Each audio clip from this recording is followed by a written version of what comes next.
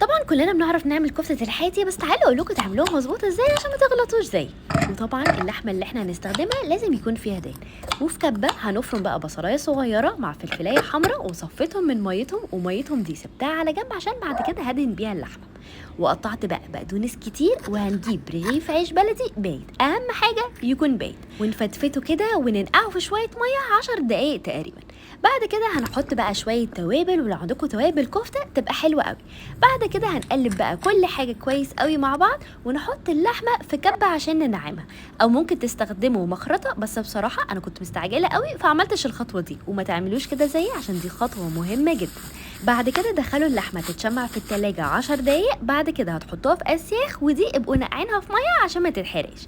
وبعد كده صبعت الكفتة ودهنتها من بره بمية البصل اللي بالفلفل، ودخلتها الفرن من 25 ل 30 دقيقة. وممكن بقى اول ما تطلع تبقوا مجهزين فحم مولع كده، وبتحطوا عليه زيت وتقفلوا الكفتة مع الفحم فتاخد ريحة الشوي. وبس كده، وبون ابيتي.